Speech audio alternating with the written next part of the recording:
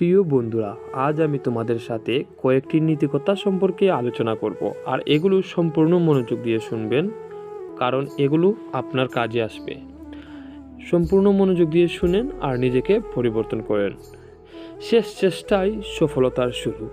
এক যুবক অনেকবার ব্যর্থ হওয়ার পর হাল ছেড়ে দেয়। এক বৃদ্ধ তাকে বলে, তুমি হেরো না, তুমি শুধু থেমে গেছো। ছেলেটি আবার চেষ্টা করে আর সাফল্য পায়। হাল ছেড়ে দিলে ব্যর্থতা স্থায়ী। দান আর আগাছা। আগাছা শক্ত, বাতাস এলেও আগাছা টিকে থাকে। দান বলে, আমার মাথা নত, তাই আমি টিকে আছি। বিনয়ী মানুষকে টিকিয়ে রাখে। রাগের দাম। এক ছেলে রেগে গিয়ে বাবার গায়ে চিৎকার করলো, পরে লজ্জায় কাঁদলো। বাবা বলল, কত সরলেও দাগ থাকে। রাগের পর ক্ষমা আসে, কিন্তু দাগ থেকে যায়। ছাতার শিক্ষা। বৃষ্টি নামলে সবাই ছাতা খুঁজে, কিন্তু সূর্য উঠলে কেউ রাখে না। মানুষ কেবল দরকারে মনে রাখে, কিন্তু তুমি এমন হও যাকে সূর্য উঠলেও ভোলা যায় না। পাথরের ভেতরে মূর্তি। এক ভাস্কর বলল, আমি শুধু অতিরিক্ত অংশ ফেলে দিয়েছি। সাফল্য হলো নিজের ভিতরে শ্রেষ্ঠত্ব বের করে আনা। সময় থামে না। এক ছেলে বলতো, আগামীকাল করব। একদিন তার সুযোগ হারিয়ে গেল। সময় কারোর জন্য অপেক্ষা করে না। কাঁটা আর ফুল। ফুল বলল, সবাই আমাকে ভালোবাসে। কাঁটা বলল, তুই না থাকলে কেউ আমার কষ্ট বুঝতো না। সুখের মানে বুঝাতে দুঃখের প্রয়োজন। আয়নার মতো মানুষ।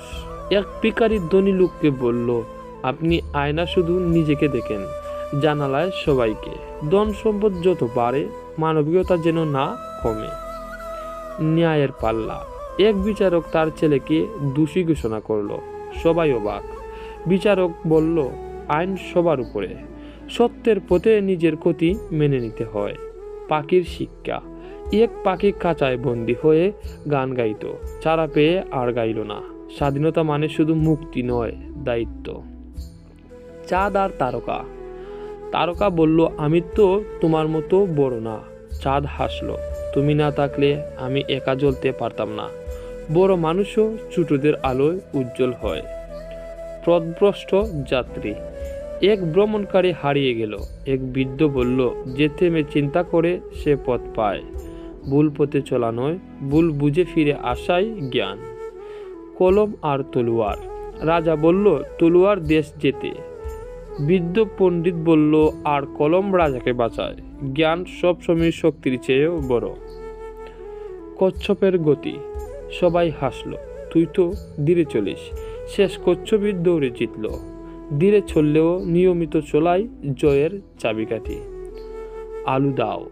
এক মোমবাতি অন্ধকারে বলল, আমি ছোট হলেও আলোকিত করতে পারি। পৃথিবী বদলাতে বড় হতে হয় না, সাহসী হতে হয়। এক গ্রামে রাকিব নামে এক তরুণ ছিল। সে বহুবার চেষ্টা করেও পরীক্ষায় পাশ করতে পারত না। সবাই তাকে ব্যর্থ বলে হাসত, কিন্তু সে হাল ছেড়েনি। প্রতিদিন সকালে উঠে নিজের ভুলগুলো ঠিক করত, নতুনভাবে শুরু করত।